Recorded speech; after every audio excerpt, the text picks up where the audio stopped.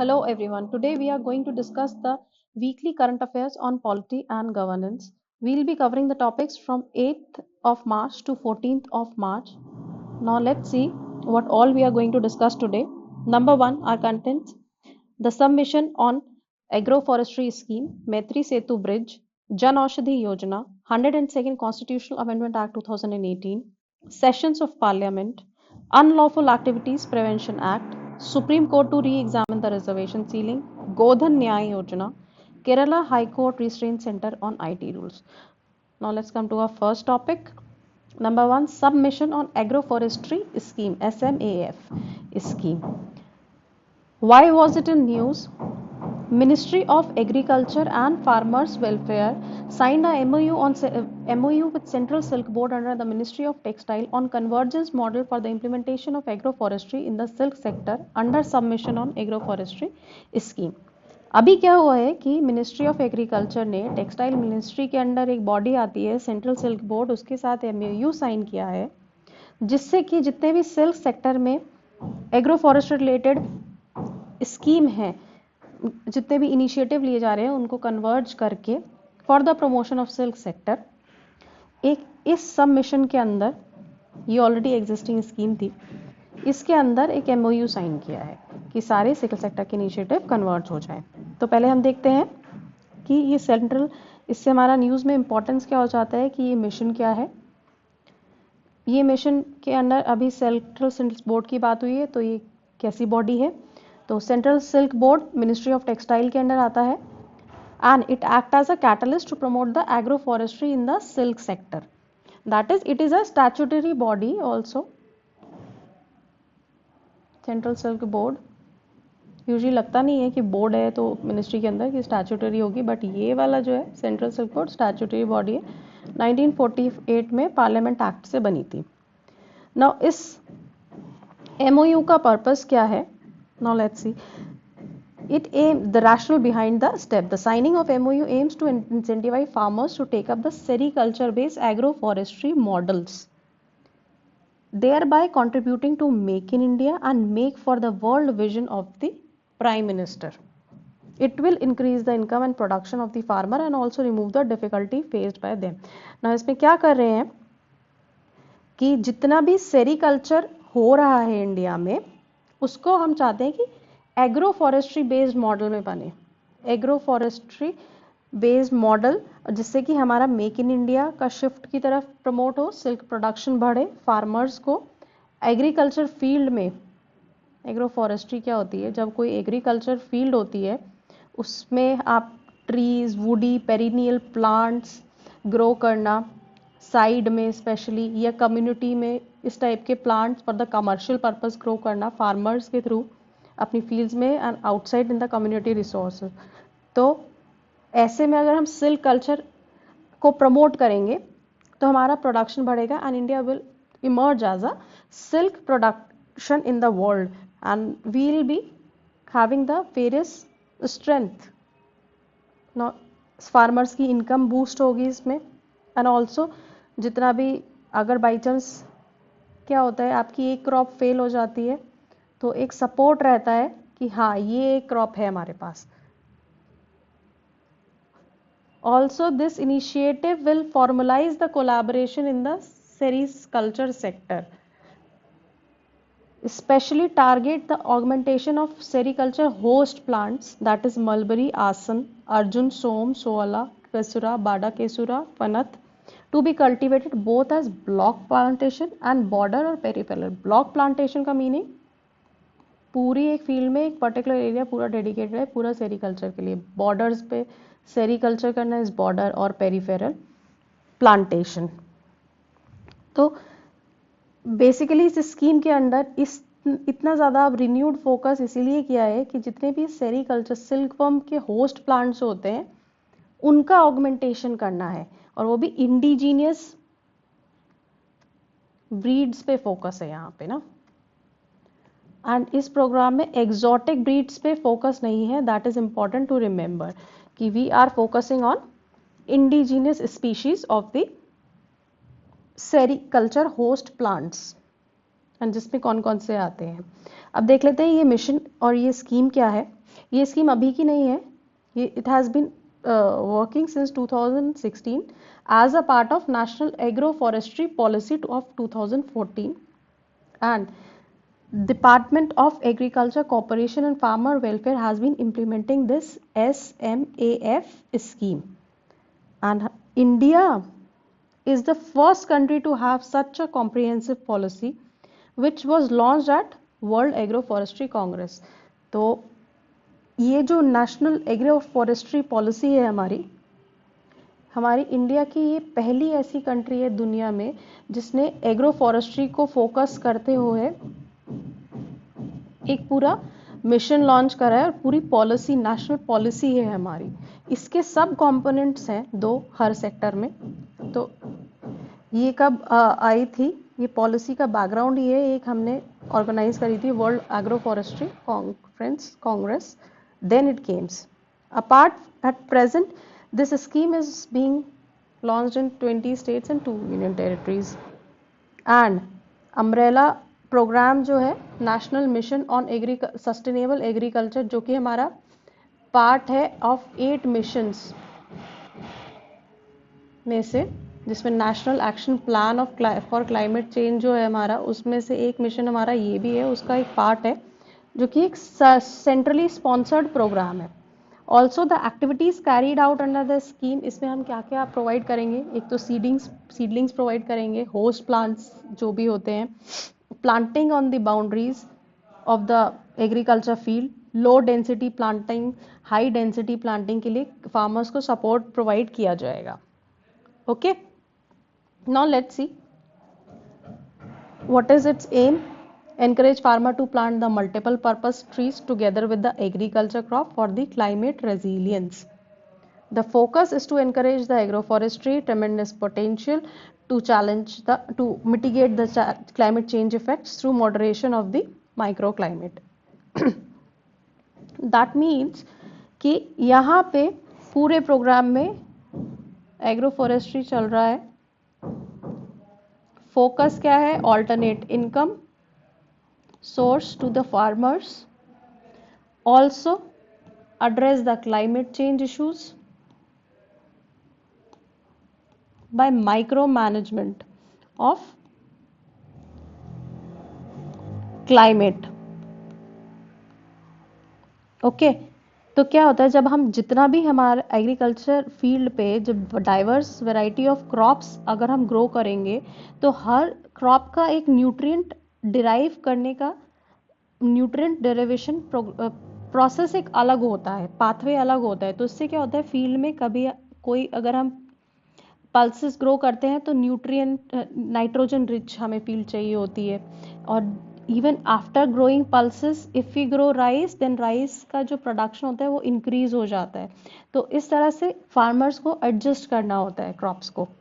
तो अगर हम different diverse variety of crops लाएंगे जैसे सेरीकल्चर, तो that will be helpful for the agriculture in the country. Also see its written intended benefits provides improvement in the soil profile, the moisture conservation. जितना भी barren land होता है around, अगर वो खाली छोड़ देगा फार्मर तो वो ड्राई हो जाएगा, अगर उसके ऊपर प्लांट्स या टिलेज प्रॉपर नहीं होगा, उसका कंजर्वेशन नहीं हो जाएगा। अगर उस पर बारिश आएगी पानी फ्लो करेगा, आउटसाइड चला जाएगा। So for the water conservation it is important. It is important for the conservation of the natural resources, that is our silk in this case, and creation of additional source of the livelihood and income, provide the alternative income opportunities to the farmers. Now let's see हम agroforestry इतना term use कर रहे हैं, ये है क्या, we have already discussed earlier. इसमें देख लेते हैं, it includes both traditional and modern land use system where trees are managed all together with the crops and or animal production system in the agricultural settings. It is practical and low cost means of implementing many forms of integrated land management which seeks to reduce human impact on the land and contribute to the green economy by promoting long-term sustainable and renewable forest management, especially for small scale producers. तो now see agro forestry 2 word से बना है, agriculture plus forest. तो agree culture का both traditional and modern land use system where trees are grown here along with crops, trees, crops, in such a way that यहाँ का nutrient compromise ना हो और ये लैंड वेस्ट नहीं जाए, एंड इससे हम कमर्शियल बेनिफिट्स भी ले, इन्वायरमेंटल बेनिफिट्स भी आएंगे और इनकम अपॉर्चुनिटी सपोर्ट भी आएगा, लो कॉस्ट सोल्यूशन रहेगा for the rural economy boost, as well as it will promote India Atma Bharat, Atmanirbhar Bharat vision. तो that was all.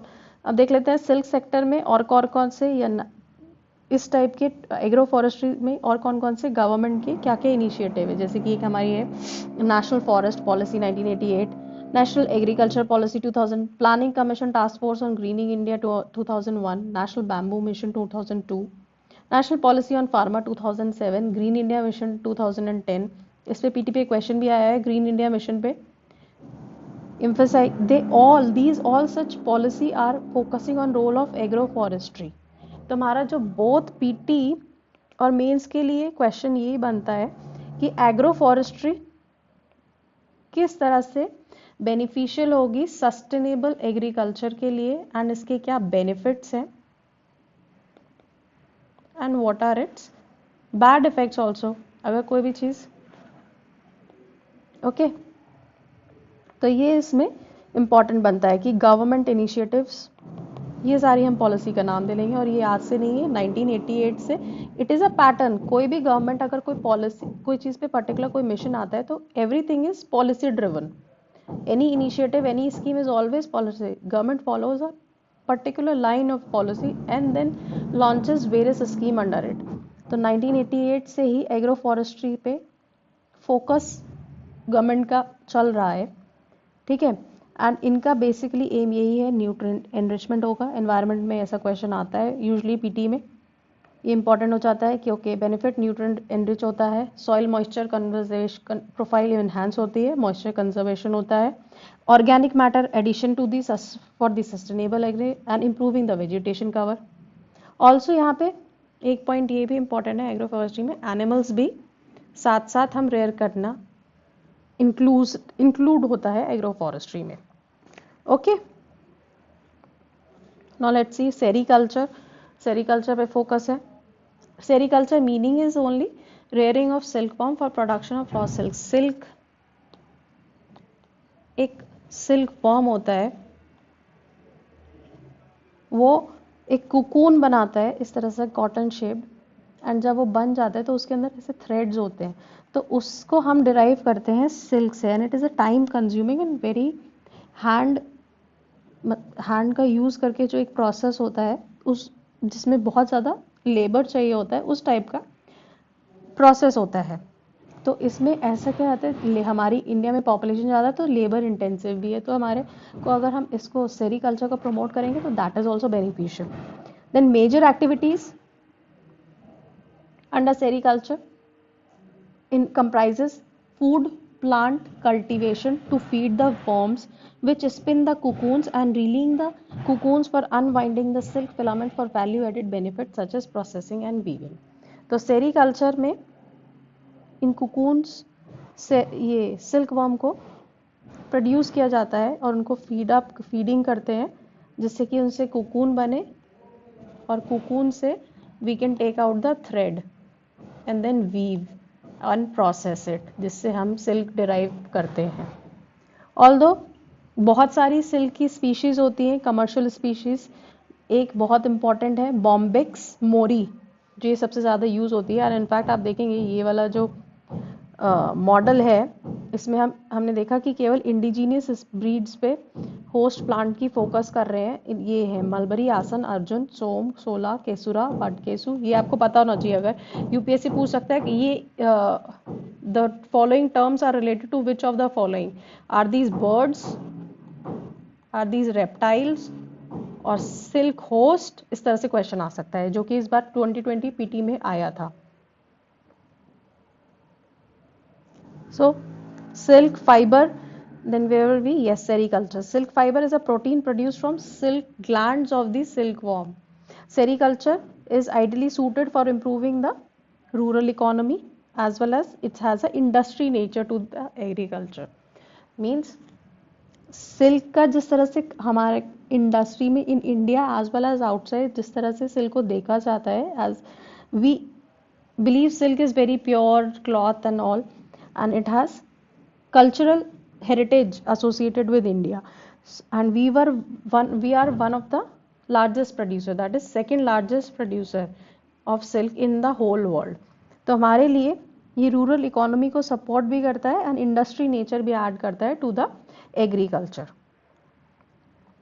What government has done, government ने सेंट्रल सिल्क बोर्ड के थ्रू और भी स्कीम्स इम्प्लीमेंट कर रही है, जैसे कि एक सिल्क समग्र an integrated scheme for development of silk industry 2017 to 20.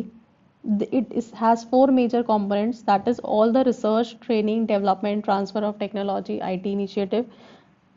It supports the seed organization and then distribute that to the farmer and various self-help groups and farmer producer organization, then coordinate with the market.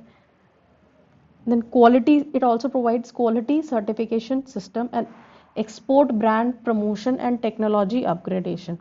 तो silk central silk board जो है ये scheme चला रहा है silk समग्र, और अभी एग्रीकल्चर मिनिस्ट्री के साथ मिलके टेक्सटाइल मिनिस्ट्री ने ये scheme submission on agro forestry scheme भी अभी MOU साइन किया है. तो मतलब सिल्क गवर्नमेंट का पूरा सिल्क ओरिएंटेड फोकस है. तो सिल्क पे क्वेश्चन आ सकता है. इंडिया में सिल्क, इंडिया कौन से नंबर में रैंक करता है वर्ल्ड में, कौन सा स्टेट इंडिया में लार्जेस्ट स्टेट है, कौन सी वैरायटी ऑफ सिल्क मिलती है इंडिया में. Now will see further up, इनके बारे में हम देखते हैं. पीटी में ऐसा क्वेश्चन आ सकता है. Now what was the impact objective of this initiative ISDSI, that is integrated scheme for the development of silk industry. It implies that we have to scale up the production by improving the quality and productivity and empower the downtrodden, poor and backward. क्योंकि ये इतना labour intensive process है and industry rural economy के लिए it is a very important initiative. It's not given here, but I would like to tell you that India में second largest production of silk होता है world का after China. Number 1 China है. And India produces all variety of silk, that is 5 varieties, and that is a very rare distinction. India is the only country producing all varieties of silk. And जो state कौन सा है? Karnataka. Karnataka is the major silk producing state. and 5 types of silk जो India में मिलते हैं, we'll see 5 types of silk found in India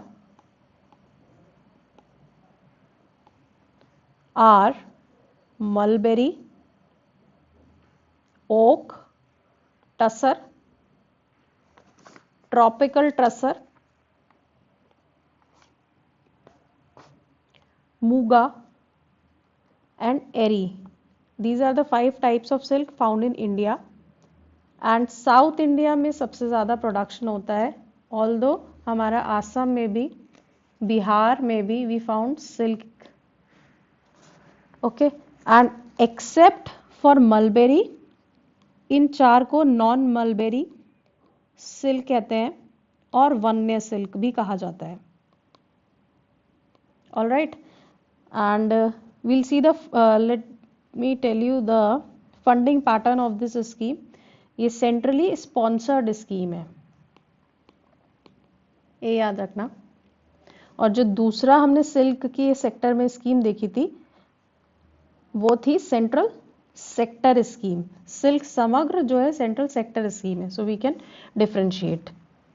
okay, now let's move on to our next topic, Maitri Setu bridge.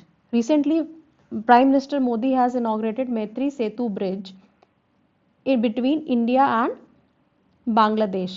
On 9th of March. सो ये त्रिपुरा में launch किया है और अराउंड इंडिया बांग्लादेश बॉर्डर। साथ साथ प्राइम मिनिस्टर मोदी ने this has been launch virtually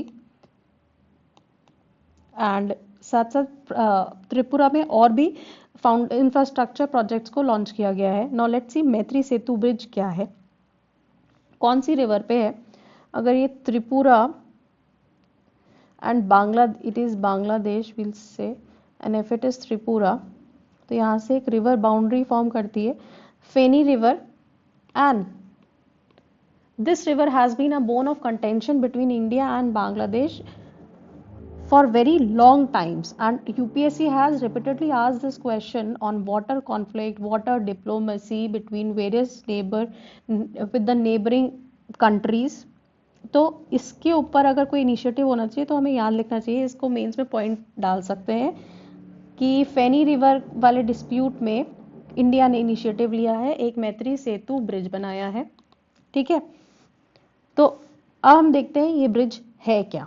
तो ये याद रखना, Feni river, Tripura, India and Bangladesh, ये कुछ कीवर्ड्स हैं, इनको याद रखोगे हमेशा सही हो जाएगा। तो पीटी में आ सकता है फेनी रिवर कौन से स्टेट में पास होती है, कहाँ से ओरिजिन होती है, आगे हम इसको देखेंगे फेनी रिवर का ओरिजिन। अभी हम मैत्री सेतु के बारे में देखते हैं। It has been built over the Feni river which flows between Indian boundary in Tripura state and Bangladesh. The Maitri name symbolizes the growing bilateral relationship and friendly ties between the India and Bangladesh. The construction was taken up by National Highway and Infrastructure Development Corporation Limited at a project of cost 133 crore। ये जो bridge बना है ये India ने ही बनाया है पूरा का पूरा 100%।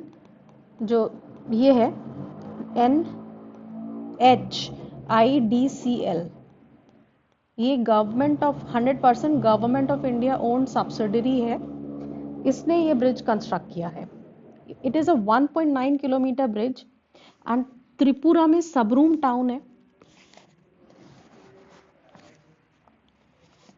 And Bangladesh side Ramgarh. So we can say Sabroom to Ramgarh 1.9 kilometre, Feni river, India Bangladesh. Okay, ये these are the keywords, you can quote it anywhere। and मैत्री ब्रिज, इंडिया बांग्लादेश आ गया तो मैत्री वर्ड मतलब friend relationship. so what will be the significance why this bridge? it will give boost to the trade and people to people contact along the border, also will help in development of the northeast region, as Tripura is said to become the gateway of the northeast with access to Chittagong port of Bangladesh which is just 80 kilometers। अगर ये bridge ऐसे बन रहा है ना India Bangladesh border पे, बांग्लादेश, ये बांग्लादेश है, ये त्रिपुरा है, तो यहाँ से ब्रिज बनेगा, कोई भी सामान यहाँ से यहाँ भेज देंगे हम एंड फिर वो यहाँ पे चिट्टागोंग पोर्ट है, sea port, it can be delivered. अब नॉर्थ ईस्ट का इस त्रिपुरा स्टेट का प्रोजेक्ट अगर कोई सामान है तो उसको पूरा चिकन कॉरिडोर, सिलीगुड़ी कॉरिडोर से फिर इंडिया से इधर नहीं आना पड़ेगा। This is the very shortcut route, यहाँ से हम वर्ल्ड में भी ट्रांसपोर्ट कर सकते हैं and even our entire coast. Okay, तो ये ट्रेड में people to people contact easy हो जाता है। नाउ लेट्स सी और कौन कौन से प्रोजेक्ट्स गवर्नमेंट ऑफ इंडिया ने, मोदी जी ने लॉन्च किए हैं। एंड इंटीग्रेटेड चेक पोस्ट भी लॉन्च किया है सबरूम में। अभी हमने in our previous lecture we have discussed integrated check post कहाँ कहाँ है इंडिया में एंड कौन उनको मैनेज करता है, land port authority. If you have seen that lecture kindly refer to its PDF। okay, it is a statutory body and it just manages our integrated check post, and mention in the comment box where are the other 6 integrated check posts located in India। now let's see, एक check post Sabroom town में launch किया है that will help in easing the movement of goods and passenger between the two countries and provide the new market opportunities for products of the northeast state, as well as movement of the passenger to and fro from India and Bangladesh. Sabroom integrated check post के अलावा NH 208 एक highway है, उसको भी launch किया है। ये भी वही कॉरपोरेशन बना रही है जो ये मैत्री सेतु ब्रिज बन रहा है, that is national highway infrastructure. ये एक 80 किलोमीटर का हाईवे प्रोजेक्ट है that will be connecting the Unakoti district headquarter at the Kailash Shahar with the Kohavati district headquarter, providing the alternative route to the National Highway 44. अभी त्रिपुरा है अगर यहाँ पे हमारा स्टेट, तो हमें ऐसे जाते हैं and then it will connect to our National Highway NH 44. Now यहीं से एक और रूट बना देंगे ऐसे 208, ओके तो वो पूरा होल कनेक्टिविटी देंगे इस रीजन को। As well as other states and district highways will be focused by the state government with the financial outlay of 63.75 crore. ये सब नंबर्स याद नहीं है बट ये हमें पता नहीं है। मैत्री सेतु ब्रिज हुआ है, साथ साथ इंटीग्रेटेड चेक पोस्ट सब रूम में खुली है, एंड NH 208 एक हाईवे है, तो कहाँ पे लोकेटेड है हमें ये पता होना चाहिए।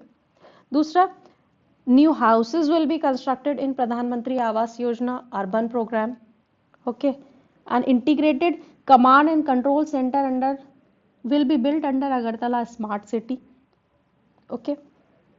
Multi-level car parking and commercial complex at the old motor stand, it will be also developed. So these were the initiative launched by Prime Minister recently. Now let's see what are the other connectivity projects going on between the India and Bangladesh.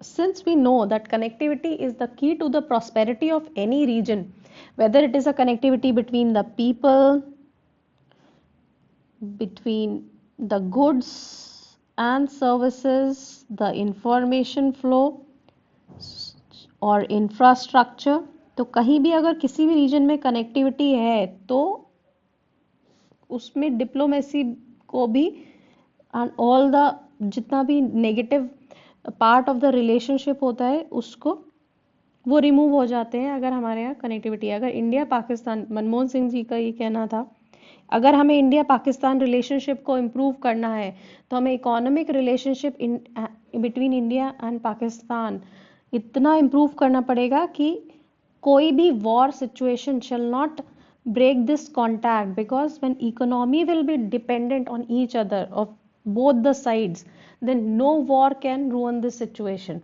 The similar is the idea of enhancing the connectivity projects between various states like India and Bangladesh. तो हम ये mains question में answer में लिख सकते हैं कि क्या क्या कनेक्टिविटी प्रोजेक्ट्स चल रहे हैं इंडिया में, तो हमें पता होना चाहिए इनके नाम कि okay we are developing conducive relationships with both our neighbors, one of the on the eastern side, and we have also an Act East policy going on which lay focus on our two neighbors, that is Bangladesh and other one Myanmar. Therefore both the countries have opened up the previously closed links and have been working on identifying the new endeavors in the connectivity projects. So अभी बांग्लादेश ने भी interest दिखाया है कि हम India Myanmar Thailand का trilateral highway project में invest करना चाहते हैं। ऑल्सो इंडिया बांग्लादेश में ट्रेन लिंक्स हैं। Railway is a fast and cheap mode compare to the inland shipping and roadways, so that's why it is important for the both the countries to invest in improvement of the rail connectivity. Apart from it, there is a train going on Chilahati Haldibari.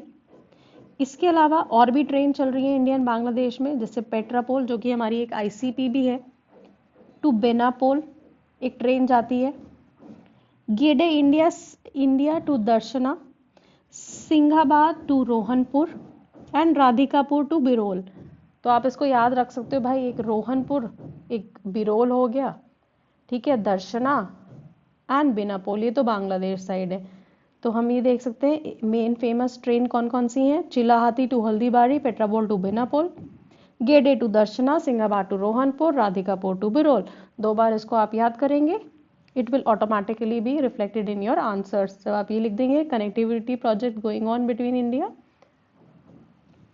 Also there is a Indo Bangla railway connectivity project through Akhaura in Bangladesh to Agartala in Tripura, वो भी अभी हम complete करने वाले हैं this मार्च।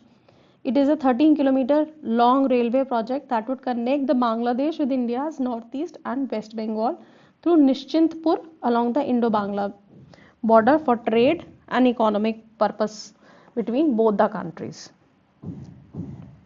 तो इसमें ये इम्पोर्टेंट था कि क्या ब्रिज है, कितने किलोमीटर है, कौन सी रिवर पे है, ठीक है। अभी आगे हम रिवर के बारे में पढ़ेंगे और कौन कौन से प्रोजेक्ट्स लॉन्च कर दिए गए हैं।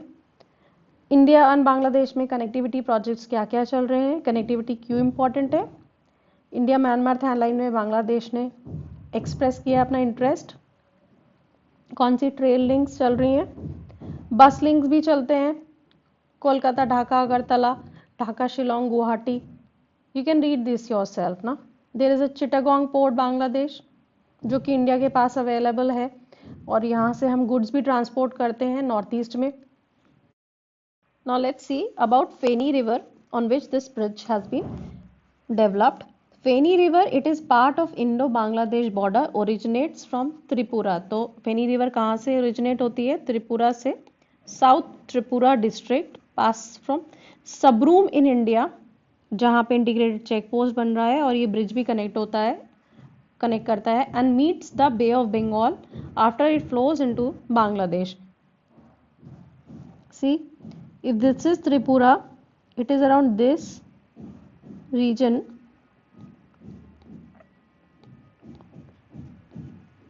Wait, yeah. If this is Tripura, it is around this region और फिर ये ऐसे जाती है रिवर बे ऑफ बंगाल में, ठीक है। ये फेनी रिवर का कोर्स है।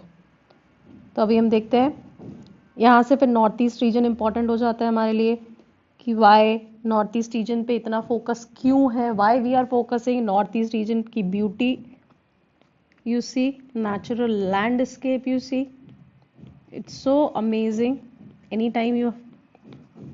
And then there is a possibility of developing the adventure sports because the rivers are flowing since Himalayas are taking a turn like this directly southward, so rivers are very fast in the upper course, so we can develop various tourism adventurous sports, waterfalls देखने के लिए हैं, wild life sanctuary इतनी famous, you visit Assam, Nagaland, there are numerous beautiful wildlife and various beautiful birds, orchids, there are religious spots and which have been integrated in the national tourism circuit also, as well as outbound business meets, and it offers an ample opportunity for business tourism in the segment, and that's why government is focusing so much on northeast region. Also heritage tourism and the role of Act East policy, role of Northeast and Act East policy.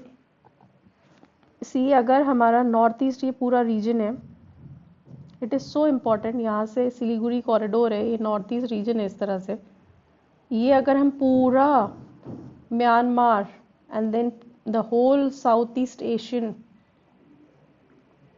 के साथ proper connectivity बना ले, then it will be very easy to South China Sea, entire Pacific, we can control and the entire Indian Ocean तो हमारा है ही, इस side we can watch, ठीक है। तो that gives a huge, and यहाँ पे population, trade, investment opportunities and innovation prospects. So these are new USA, new America. So this region offers so much of opportunities, but till time it has been also neglected because of presence of various issues, secessionist movement going on. There are tribals there which don't want to, basically they want to have their own culture, distinctive nature. So there are many hiccups. Also funding is a region, the seismicity of the place, These are the region which are delaying the development here, but nonetheless, the government is focusing a lot on this region. And what are the 7 sisters हम कहते हैं north east India को? इसमें कौन कौन आते हैं? Assam, Arunachal, Manipur, Meghalaya, Mizoram, Nagaland, Tripura. And Sikkim is also part of Northeast but is not included in 7 sisters. तो कभी क्वेश्चन आ गया पीटी में कि 7 sisters, तो देयर इज नो डाउट, क्योंकि इंडिया ईयर बुक में ही मेंशन होता है ये चीज़, दैट सिक्किम को कंफ्यूज करने के लिए दे सकते हैं. Sikkim is also refer to the brother of 7 sister, because Sikkim बाद में इंडिया में मर्ज हुआ 1974 में, पार्ट ऑफ इंडियन यूनियन बना. ऑल्सो ये लोग तो कंटिगुअस हैं एंड सिक्किम थोड़ा सा डिवाइडेड है.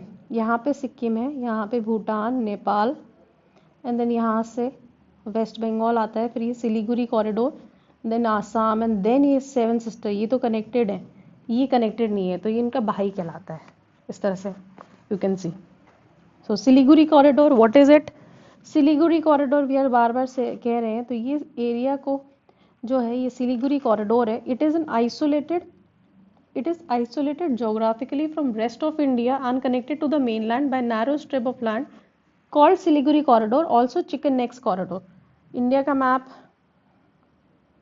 यू सी, ये जो एरिया है ये सिक्किम है, ये है, तो इंडिया जो ये कनेक्टेड है ना, ये थोड़ा सा रीजन जो है इट इज जस्ट जो पूरी नॉर्थ ईस्ट की connectivity entire, if you see पूरे मेनलैंड इंडिया से किस तरह से कनेक्टेड है, केवल इस एक नेक से. जो अभी हमारा डोकलाम इशू हुआ था, why India was so pressing on China, कि वो भूटान का इशू होते हुए भी हम भूटान की टेरिटरी में चले गए Indian army and then stop the Chinese army. वो इसीलिए बिकॉज ये जो रीजन है, the China is eyeing this region Siliguri corridor, that's why हम इस रीजन का कैप्चर अगर कंट्रोल अगर लूज कर गए हैं, देन चाइना हमसे एक बार में इस रीजन को पूरा कट कर सकता है. That's why it is also important कि नॉर्थ ईस्ट रीजन का डेवलपमेंट हो, एंड हर जगह से from Bangladesh, from Mizoram, from Myanmar we connect. यहाँ पे और भी हमें ओपन रास्ते होने चाहिए यहाँ तक पहुँचने के लिए, जो कि शॉर्टेस्ट हो. And these people should also feel that what is the main land India, क्या वहाँ पे ऑप्शंस है, क्या अपॉर्चुनिटीज हैं. दे हैव अ फीलिंग कि हम अलग देश है. So this is about 200 kilometer, 60 kilometer wide, and it is narrow है.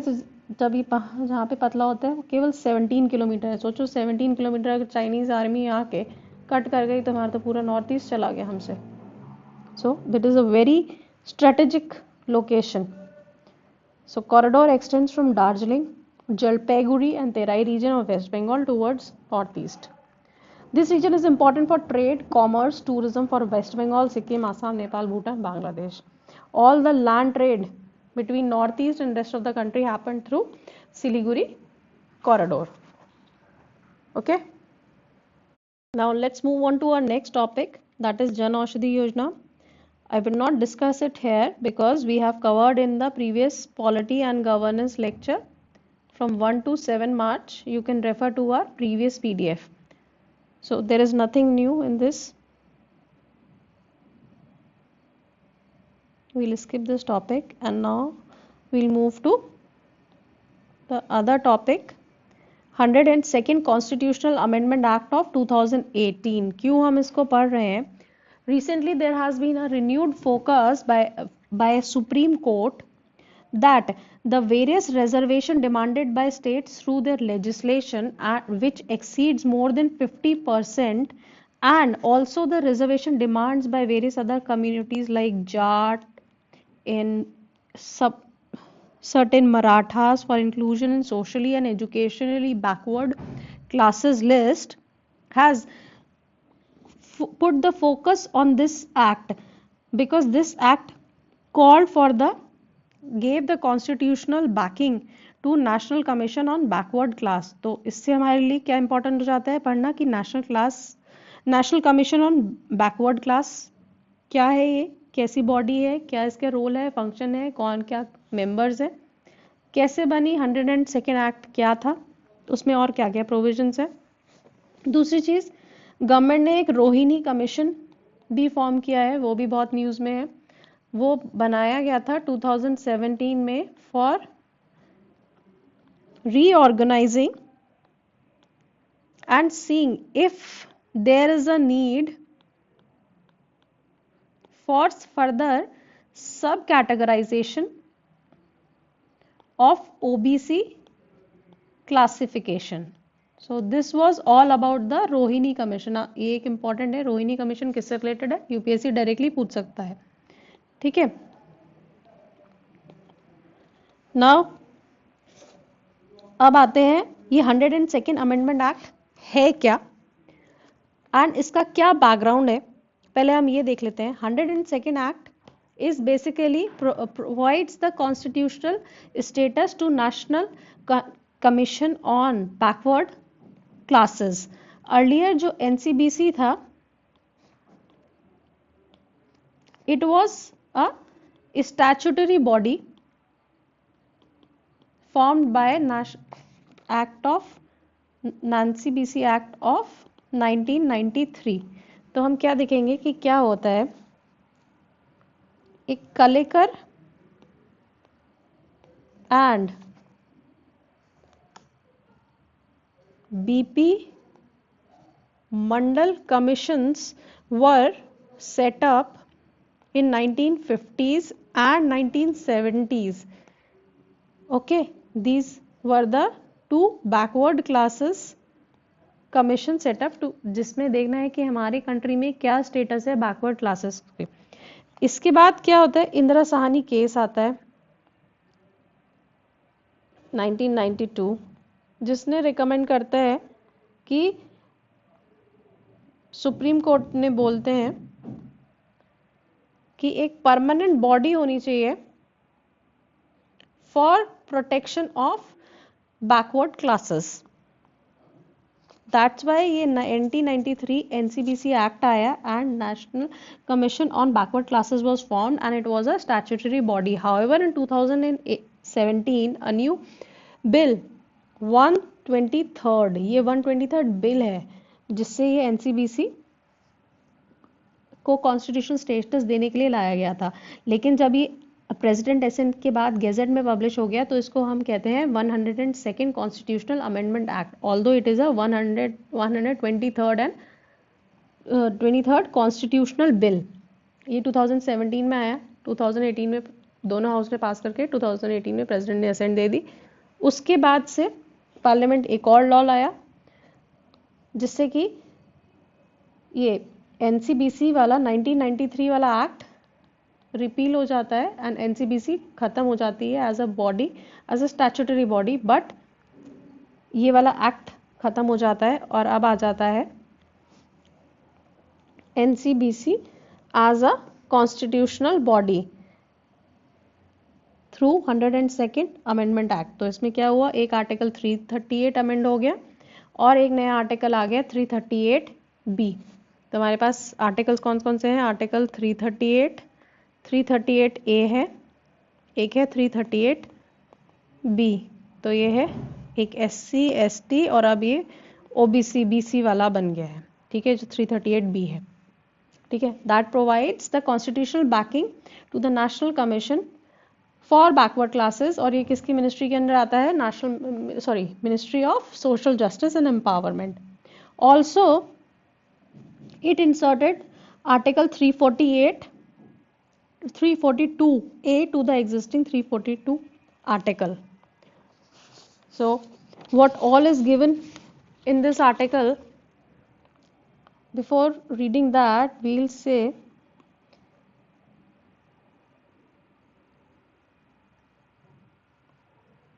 हम देखते हैं एनसीबीसी में कौन कौन मेंबर्स होते हैं। See here, सबसे पहले एनसीबीसी कौन से एक्ट से आया, 102nd constitutional amendment act. It comprises of chairman plus vice chairman plus 3 other members, all are appointed by president of India ठीक है, तो इस वाले एक्ट से और क्या क्या आया, आर्टिकल 338B, जैसा कि हमने देखा, article 342A and article 366, all these were added, changes were made to this. 338 से तो हमने more powers were given through 338 we have given more powers to this commission and expanded its capabilities. New functions were given. Now our grievance redressal regarding all the welfare schemes and the problems of backward classes will be addressed by this commission. 342A ने बोला है कि now president is empowered to categorize socially and educationally backward classes, to add new socially and educationally backward classes in the list जो हमारी वो president add कर सकते हैं, जिससे कि गवर्नर की एसेंट चाहिए जिसमें। दूसरी चीज अब ये इंपॉर्टेंट हो गया है कि अगर कोई न्यू अमेंडमेंट करना है तो पार्लियामेंट का सैंक्शन लेना इंपॉर्टेंट हो गया है। तो इससे इस एक्ट की ट्रांसपेरेंसी इस बॉडी में बहुत ज़्यादा इंक्रीज हो गई है। ठीक है, इट इज़ वेरी इंपॉर्टेंट कि अगर कोई भी socially and educationally backward class में नई एडिशन होगा, अगर हम जाट और मराठास को SC BC में ऐड करते हैं, that is socially and educationally backward classes में, तो पार्लियामेंट लॉ लाएगा, गवर्नर का ऑफ कंसर्न स्टेट से कंसर्न करना पड़ेगा, प्रेसिडेंट ऐड कर सकता है, प्रेसिडेंट के पास अथॉरिटी है आर्टिकल 342 के अंडर। ठीक है, so these were the all the things. अब हम देखते हैं 342A क्या कहता है। It empower president to specify the socially and educationally backward classes in the various states and union territories. He can do so in consultation with the governor. वही हमने देखा। It amends the article 366 and added a new clause to it, 366(26)(c). What it says that it modified the definition of socially and educationally backward classes, means backward classes are as so deemed under article 348 for the purpose. जितने भी backward classes कौन होंगी, what president say and assigns under this article, उसको हम backward classes कहेंगे। तो ये इसका बैकग्राउंड हम देख लेते हैं। हाँ, ये हमें पता है कि स्टैट्यूटरी बॉडी थी, इस एक्ट से आई थी 1993 के लिए, जिसको रिपील कर दिया गया by central government 2018। Now it has so far, अब तक ये it was constituted 7 times, although अब ऐसा नहीं हुआ करेगा। Now it will be a permanent body and has been accorded the constitutional status. Now it has the authority to examine the complaint and welfare measures regarding socially and educationally backward classes.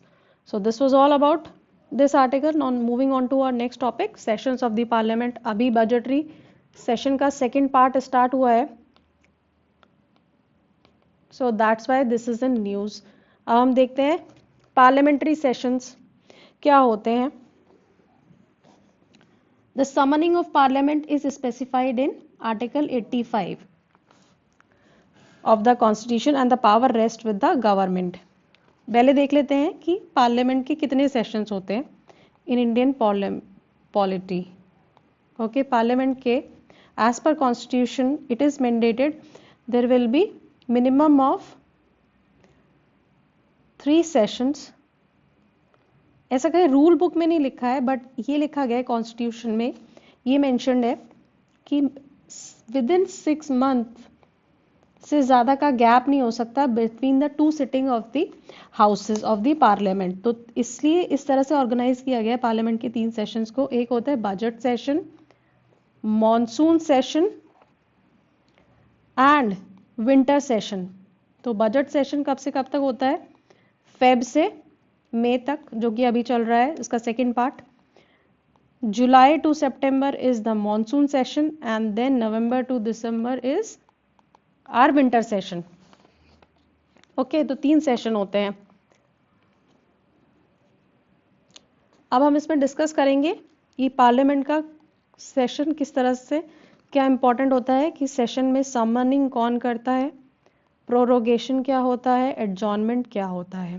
Now let's सी, कोई भी parliament का session अगर अभी budget session है start हुआ है तो start होने से पहले president for the first time president will summon the house, ठीक है, दैट डिनोट्स की सेशन स्टार्ट हो गया है बजट सेशन। देन क्या होता है, then speaker of the house can adjourn the session.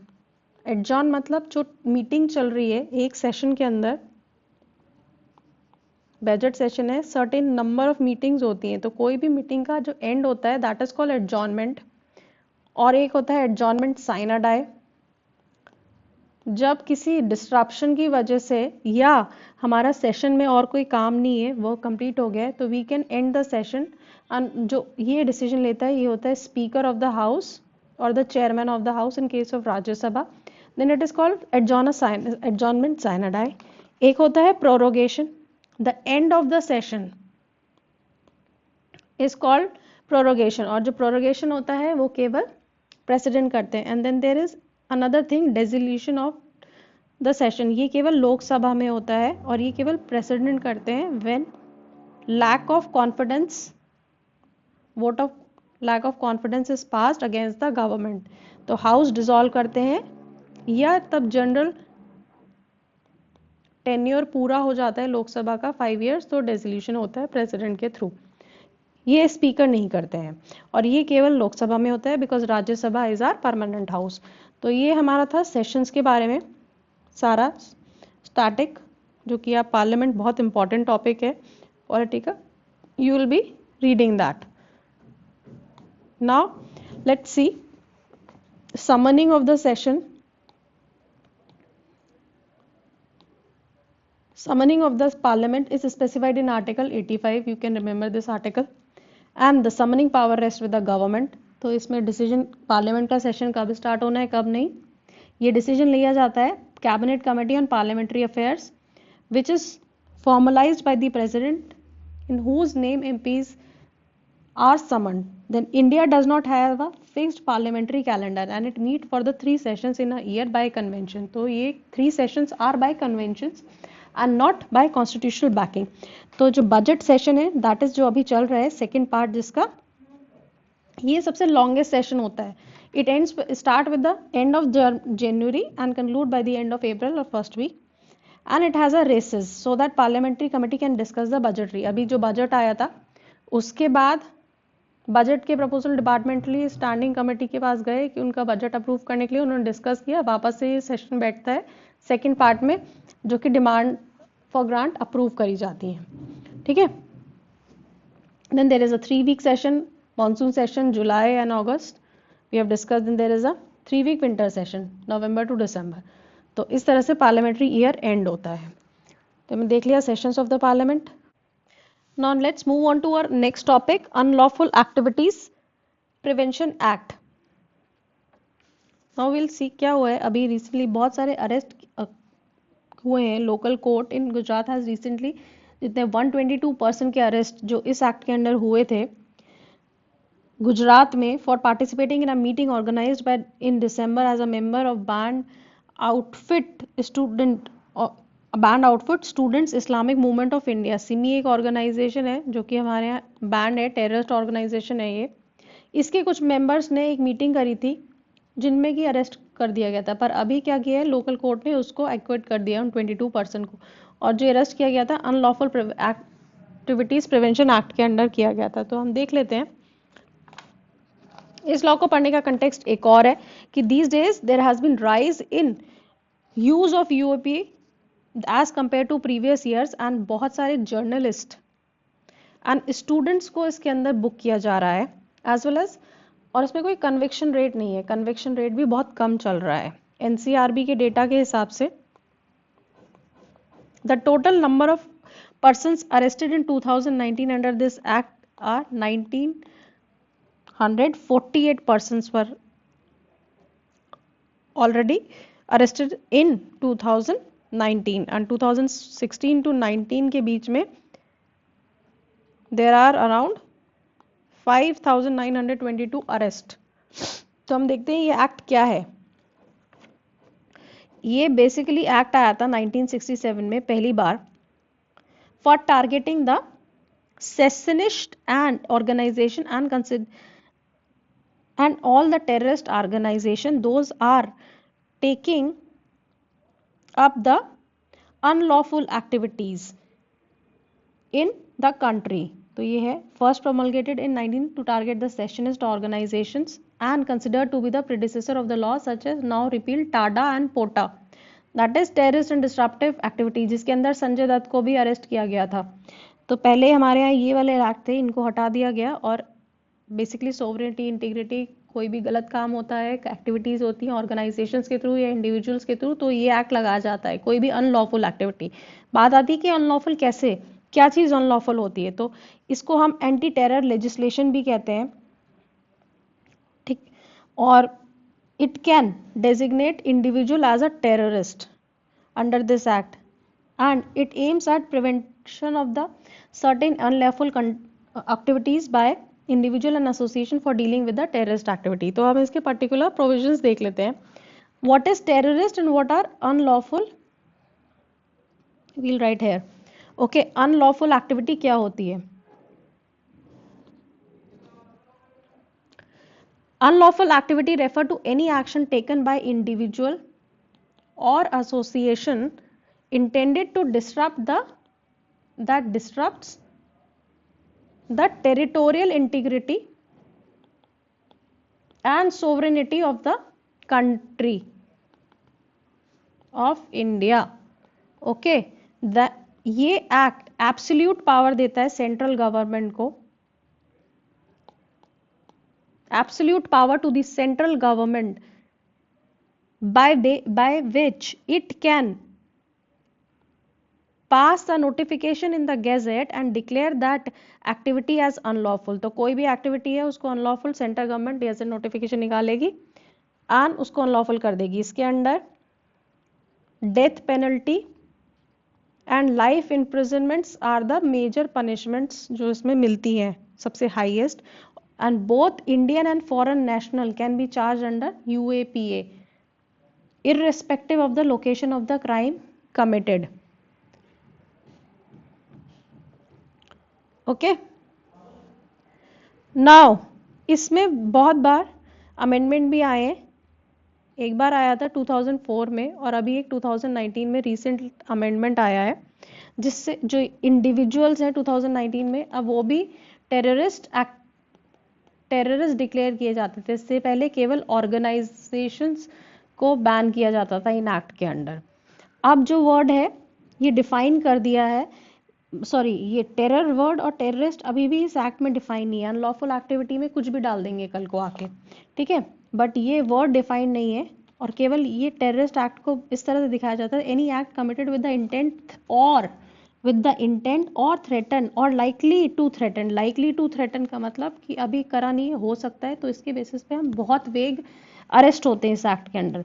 The unity, integrity, security, तो आप कुछ भी गलत गवर्नमेंट के अगेंस्ट बोलोगे तो ये एक्ट आप पे लगा दिया जाता है। ऐसा मिसयूज भी होता है इस एक्ट का। इकोनॉमिक सिक्योरिटी, सोवरेनिटी और with an intent to strike और likely to strike terror in the mind of people और section of the people in India और in any foreign country, so that is terrorist. And original act में unlawful act बोला गया था। Unlawful वो होते हैं जितने भी secessionist movement, anti terror provisions बाद में आए थे 2014 के अमेंडमेंट से। नाउ विल सी 19 के अमेंडमेंट से क्या हुआ है, ये हमने देख लिया। 19 के अमेंडमेंट से इंडिविजुअल को भी टेररिस्ट डिक्लेयर किया जा सकता है, not just the organization. Director general of NIA को पावर दे दी गई है कि वो किसी की प्रॉपर्टी सीज कर सकता है और अटैच भी कर सकता है अगर कोई case that NIA is investigating. और NIA के इवन इंस्पेक्टर रैंक से अबव के ऑफिसर टेररिस्ट केस को इन्वेस्टिगेट कर सकते हैं, ठीक है। So these were the major provisions. अब हम इसको थोड़ा एनालिसिस पॉइंट ऑफ व्यू से देखेंगे। Usually it is very rare act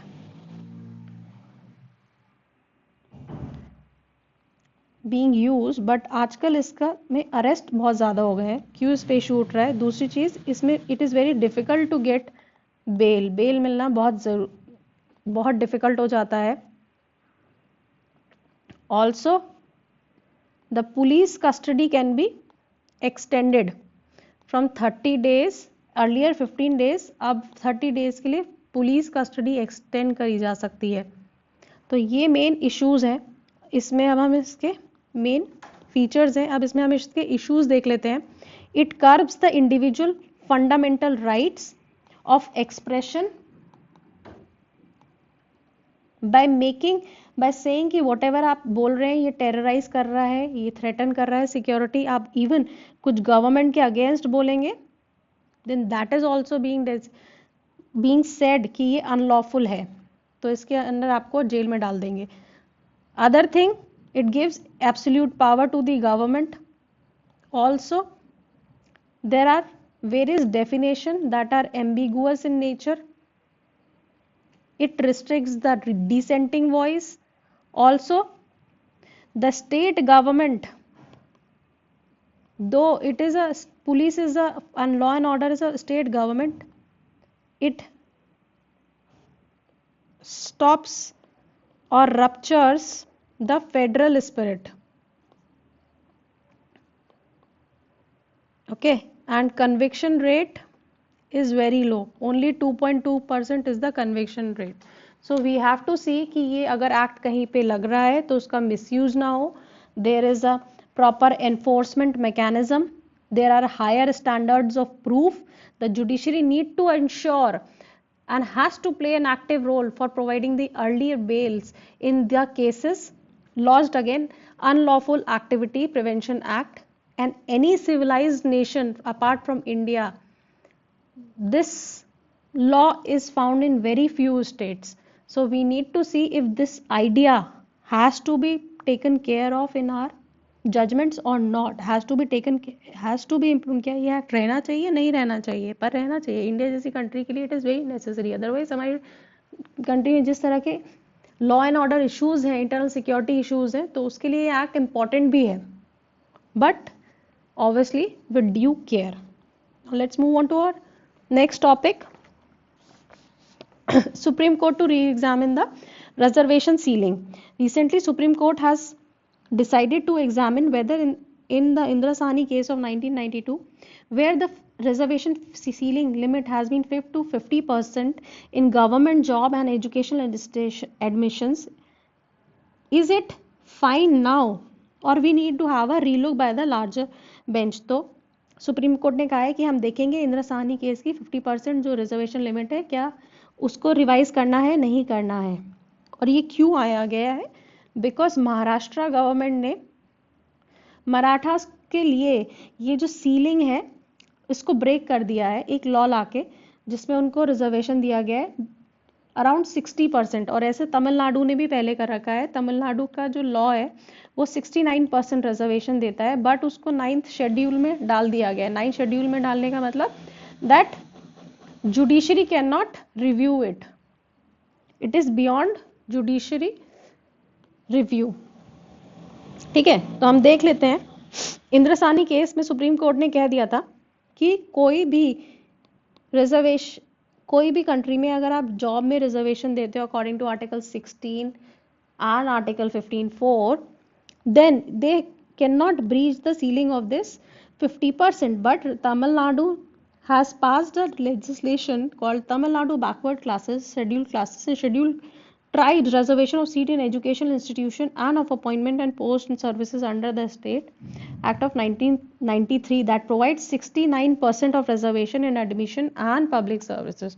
तो तमिलनाडु में ऐसा एक्ट को 50% सीलिंग को एक्सेप्शन के केस में हटा दिया गया था, और ये 69% है, जिसकी वैलिडिटी को चैलेंज भी किया गया था स्टूडेंट्स ने, बट इसमें इसको एक्सेप्शन मिला हुआ है। तो 69% is arbitrary, unreasonable, excessive and affect the general category student. Definitely merit को चैलेंज करता है। And it has been highlighted that 1993 Act is contrary to the principle laid down in the Indira Sahani case and also violates the 102nd constitutional amendment act, जिससे कि हमें अभी पढ़ा था NCBC setup हुआ था, वो जब कंट्री में है और जब क्या स्टेट गवर्नमेंट, जब ये एक्ट आया था 102nd अमेंडमेंट एक्ट, तो उसमें बोला गया था कि ये प्रेसिडेंट की पावर है, that it is president's power कि वो रिजर्वेशन प्रोवाइड करें या न्यू लिस्ट में डालें after due approval with the parliament. क्या स्टेट गवर्नमेंट्स इसको अपना लेजिस्लेशन लाके ओवर पावर कर सकते हैं? तो that is also a polity angle. और दूसरा मेरिट एंगल तो है ही, जनरल कैटेगरी स्टूडेंट्स को लेके एक बहुत बड़ा ग्रज है। देन तमिलनाडु ने जस्टिफाई किया कि yes we have increase reservation as a based on the quantifiable data. It highlighted that state case is different from other state and the 9th schedule protect the 1993 act from the judicial review. So this was all about the Tamil Nadu. अब क्या हुआ, महाराष्ट्र ने भी ऐसा act पास कर दिया है, एक कमीशन बना दिया है फॉर सोशली एजुकेशनली बैकवर्ड, जिसने कहा है कि 12 से 13% मराठा कम्युनिटी को पहले भी की रिजर्वेशन चाहिए। ठीक है, पहले भी ये हुआ था 2019 में, बट हाई कोर्ट ने, बॉम्बे हाई कोर्ट ने, जो गायकवाड कमीशन था उसको बोल दिया था कि नहीं 12% और 13% करो। पहले तो ये 16% था, तो उन्होंने 16% से 12% and 13% in employment and education लाए। बट अब क्वेश्चन है, इससे इनकी सीलिंग ब्रीच होती है, इस वाले 12-13 से सीलिंग ब्रीच नहीं होती है। ठीक है, अब इन्होंने बोला है कि हमें मराठा कम्युनिटी को भी चाहिए था। अब इन्होंने बोला है कि जो मुस्लिम कम्युनिटी है उन्होंने इस एक्ट को चैलेंज किया है कि खाली मराठास को ये क्यों दिया गया रिजर्वेशन 12 to 13% जॉब्स और एम्प्लॉयमेंट में, बाकी क्यों ग्रुप्स को आइडेंटिफाई नहीं किया, क्योंकि वहां पे मुस्लिम्स भी एक सफरिंग कम्युनिटी है महाराष्ट्र में। तो दिस एक्शन से क्या प्रेजेंट होता है कि अगर आज आप इतने लोगों को बार बार रिजर्वेशन देते रहोगे, पहले मराठास को, फिर तमिलनाडु, हर स्टेट अगर अपना देने लगा, तो एक पर्सन एक कम्युनिटी का एक नॉर्म बन जाएगा ना। and is therefore struck by the equality clause, साथ में जनरल के साथ कंपैरिजन की और मेरिट को लेके, क्या आप मेरिट को फेवर कर रहे हो just because by giving reservation? ऐसे नहीं कर सकते। It is violative of Article 342A that says as only President is empowered to notify in consultation with the Governor for each state the list of socially and educationally. अब आप इस list में अपना state कोई भी legislation ला के मराठास को डाल देंगे, क्या is it valid? That's why this constitution bench बनी है। इससे हमारे लिए इंपॉर्टेंट हो जाता है 102nd अमेंडमेंट एक्ट क्या है, एनसीबीसी क्या है, इंदिरा साहनी केस क्या है, और जो भी सुप्रीम कोर्ट का जजमेंट आएगा, और कौन से कॉन्स्टिट्यूशनल आर्टिकल्स इंपॉर्टेंट है यहाँ पे, 16, 15, 342, प्रेसिडेंट की पावर, स्टेट्स की पावर। सो ये है। तो अभी के लिए legality of Tamil Nadu act has been set aside and the constitution bench will be set up to decide on the Marathas quota law first. Okay, तो उन्होंने, सुप्रीम कोर्ट ने कहा है कि बाकी जितने भी स्टेट्स हैं ना 50% पोजीशन से जो क्रॉस कर रहे हैं उनका भी सबका केस क्लब कर देते हैं। ओके, और इसको फिर हम आगे इसको पूरा इशू को उठाते हैं कि should we re examine the Indira's 50% limit.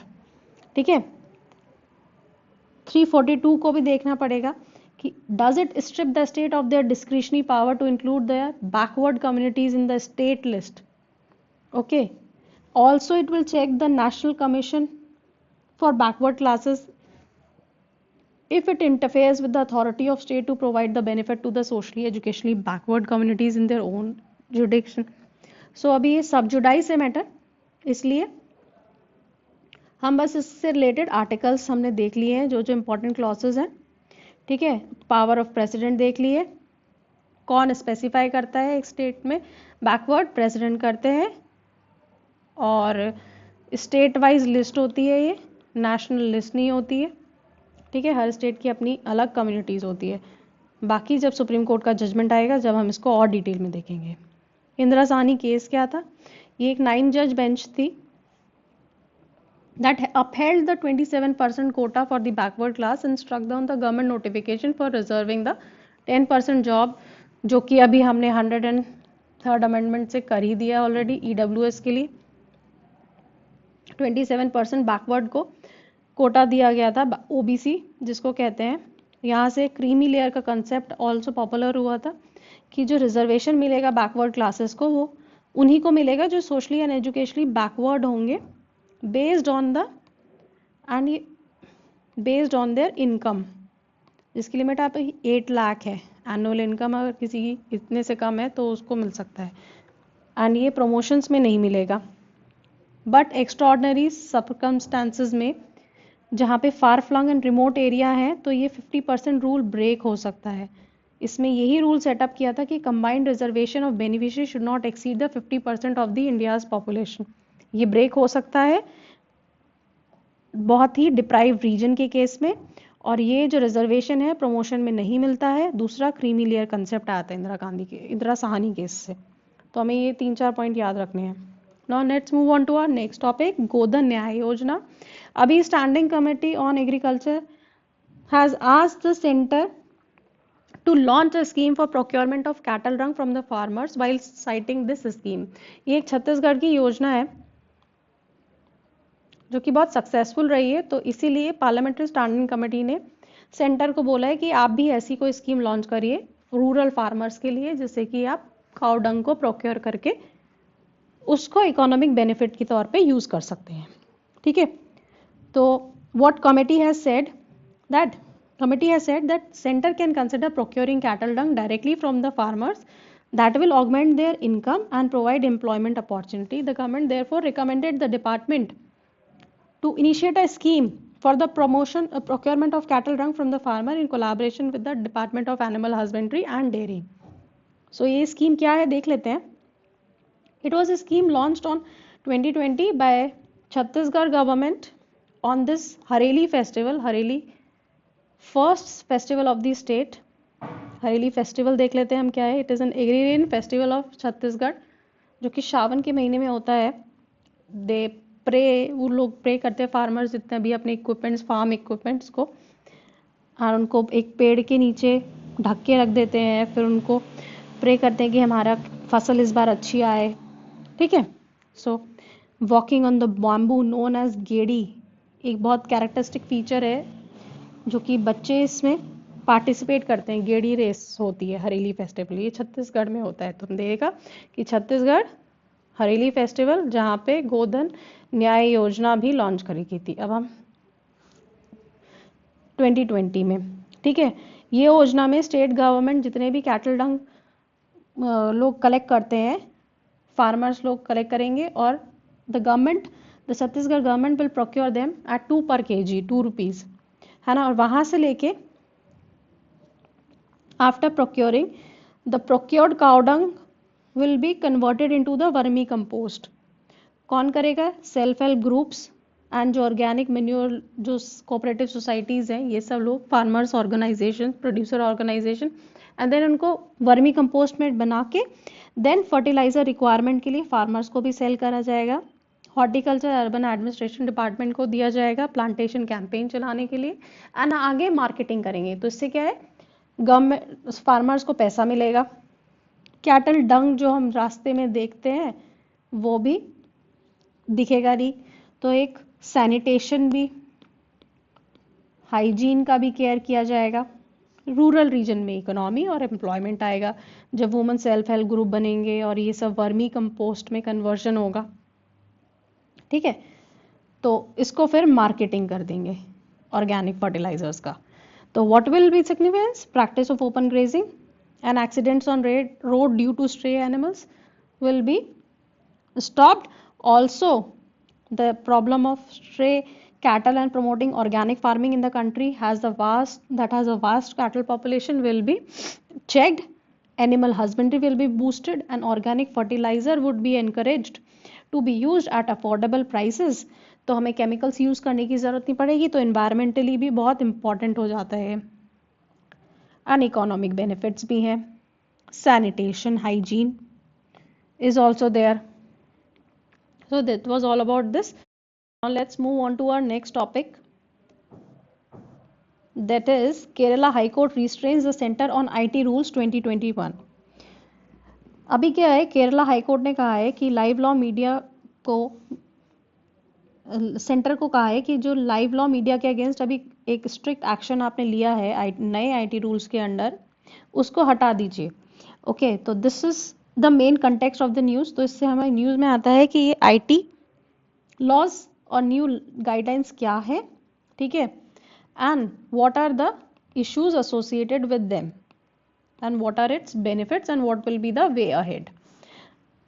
ये मेंस पर्सपेक्टिव से ज़्यादा इंपॉर्टेंट हो जाता है ये क्वेश्चन कि how we are going to regulate and control the digital media, social media in the present times. Now let's see. The Kerala High Court restrained the center from taking any coercive action against Live Law Media Private Limited, which owns a legal news portal, for any non-compliance with the Part 3. Remember Part 3 of the new IT Intermediary Guidelines and Digital Media Ethics Code Rules 2021. तो live law media आप देखते हैं, Twitter पे जाएंगे, live law media जो भी court की proceedings होती हैं कंटिन्यूसली, कोर्ट ने क्या कहा, किस बेंच ने, किस जज ने, ये सब कंटिन्यूसली दिखाता रहता है किसी भी केस के बारे में, and it is a very nice legal news portal.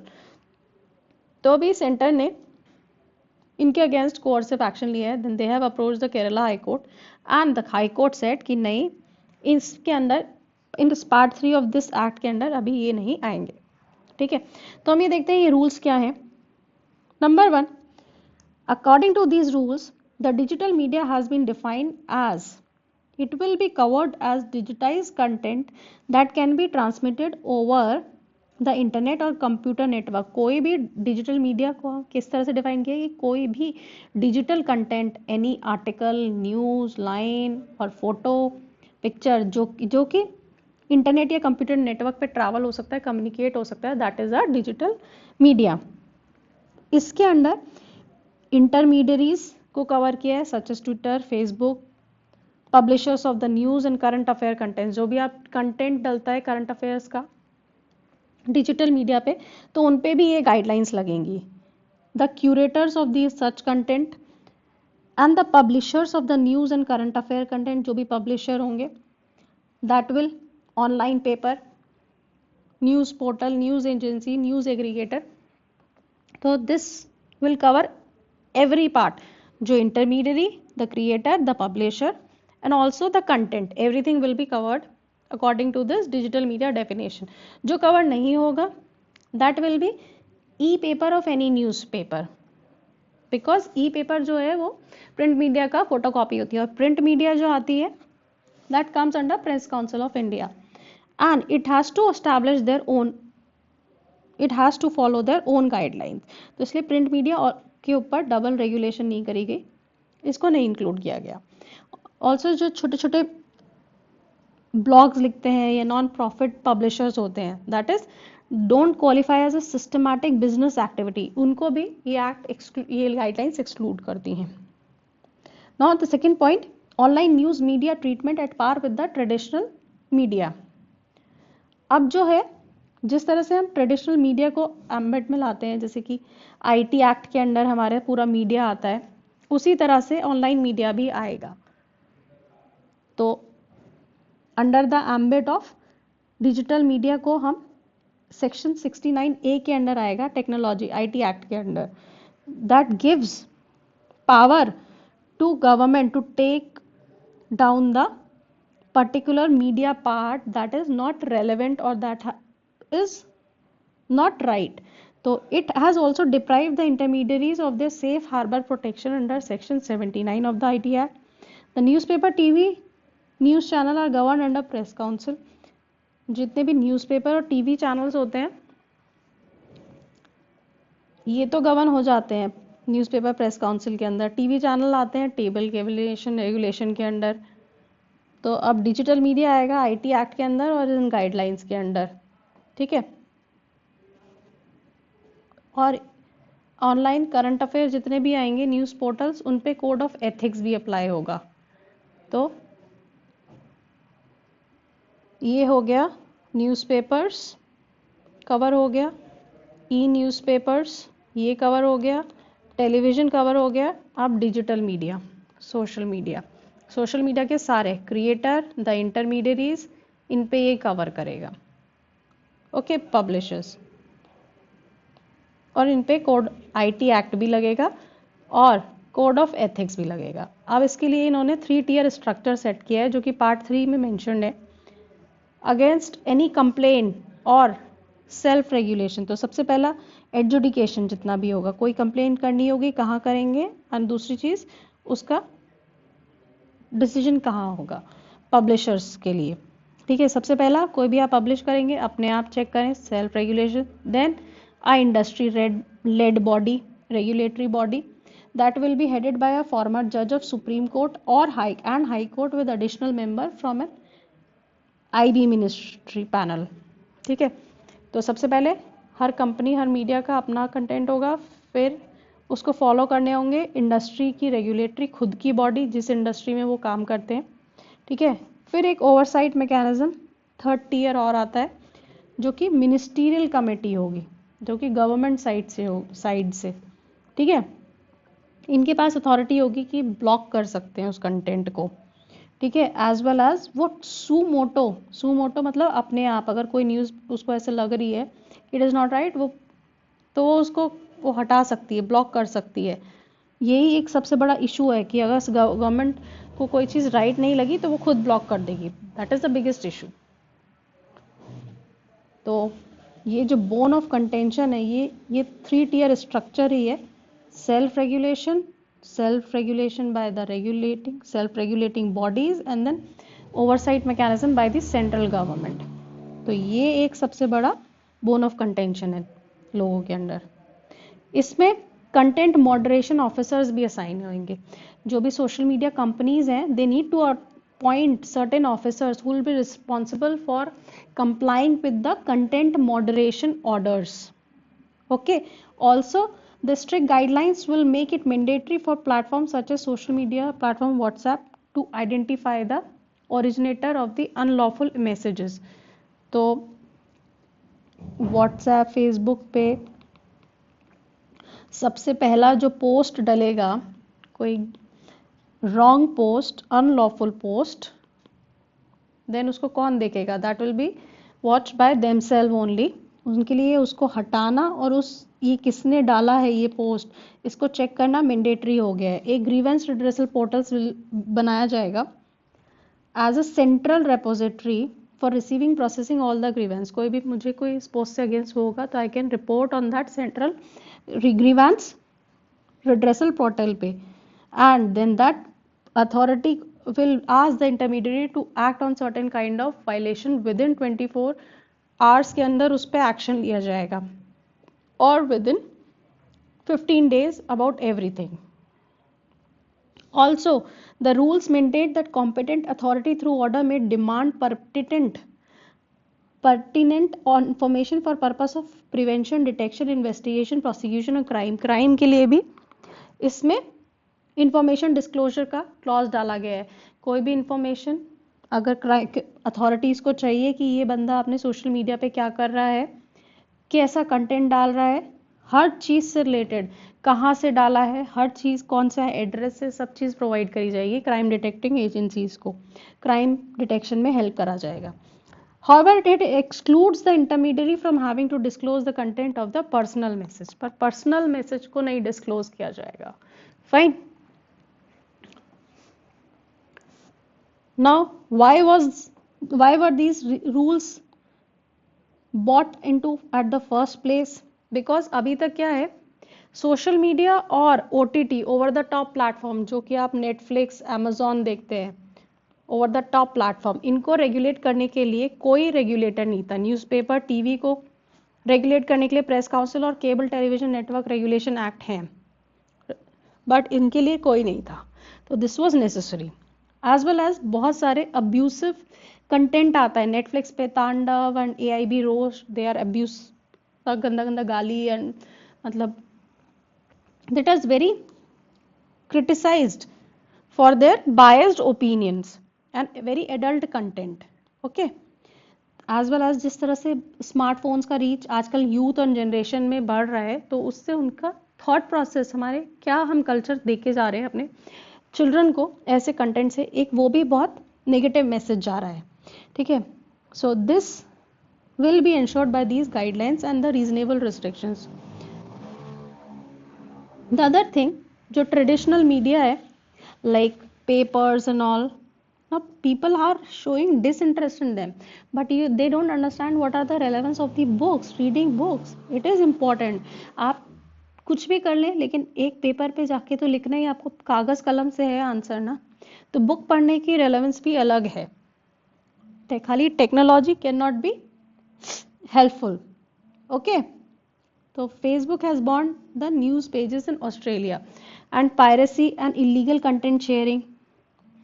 The role of social, recently अभी क्या हुआ कि सोशल मीडिया का मिसयूज करके, जैसे भी जम्मू कश्मीर में अगर बैन लगाया गया था, वो क्यों लगाया था कि चीज़ें, अगर हम नया लॉ ला रहे हैं तो चीज़ें ख़राब ना हो। इस तरह से फार्मर प्रोटेस्ट हो रहे हैं, डेली राइट्स हुए हैं, तो यहाँ पे फेक न्यूज़ भी बहुत आगे स्प्रेड बहुत जल्दी होती है इन प्लेटफॉर्म्स में। There is no accountability. Also there are double standard as per contrary country and the government. In the past social media has shown differential treatment for the Europe and Asian country.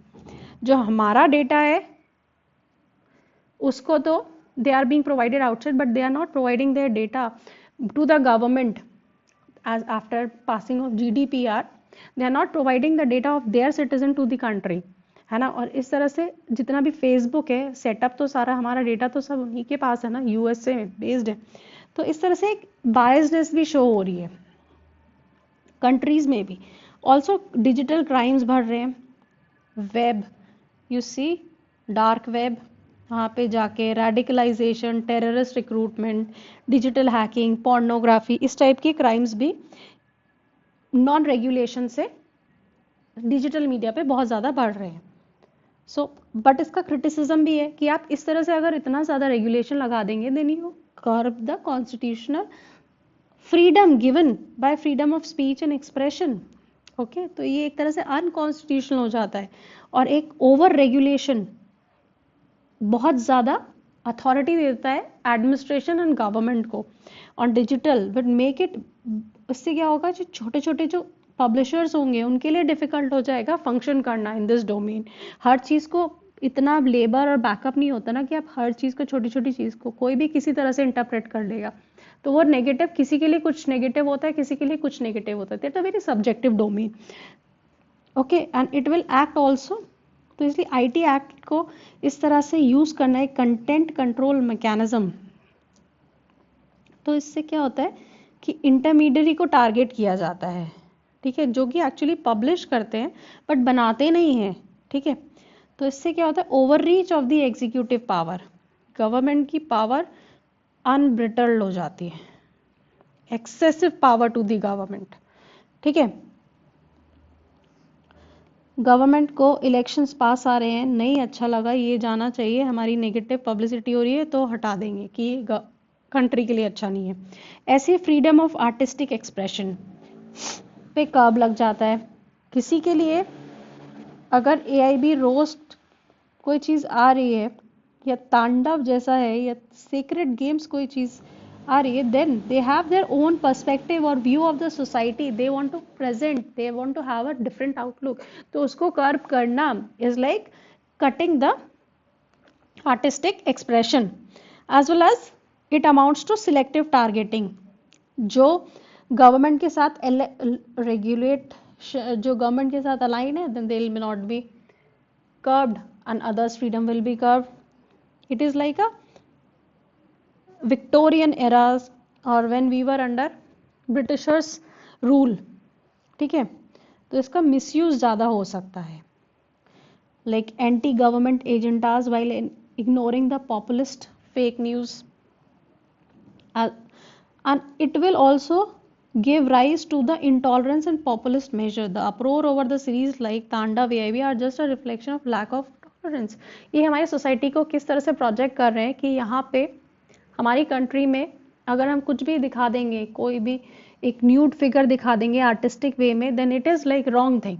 No, हमारी society को एक expand देखना है। कहाँ पे बाहर में France में जाइए, their art is way ahead. तो हमें देखना है कि क्या हमारी आर्टिस्टिक इंडस्ट्री उस लेवल पे है, नहीं है, ठीक है, हमारी सोसाइटी उस लेवल पे जाने के लिए रेडी है, नहीं है। तो इस तरह से अगर हम अपनी इस तरह से रेगुलेशन लाके अगर हम अपनी सोसाइटी को कर्ब करेंगे तो डेफिनेटली हमारी सोसाइटी का माइंडसेट नॉन लिबरल हो जाएगा, वेरी रिस्ट्रिक्टिव हो जाएगा। ओके, तो they can not have tolerance toward the different cultural ethos. Then way ahead, what can be done for this? अब क्या कर सकते हैं, एक इंडिपेंडेंट अथॉरिटी सेटअप कर सकते हैं, कंटेंट मॉडरेटर की तरह जो तौर पे काम करे, जिस where this authority must be appointed in consultation with the leader of opposition का भी स्टेक होने चाहिए इस इंडिपेंडेंट अथॉरिटी में, एज वेल एज जुडिशरी, जिससे कि एक न्यूट्रल पर्सन रेगुलेट करे कंटेंट को। Judicial commission can be there to define the definition for any future controversies regarding the problems or non-preciseness of the definition in the law or guidelines. So this was all about this topic for today. Now, thank you very much.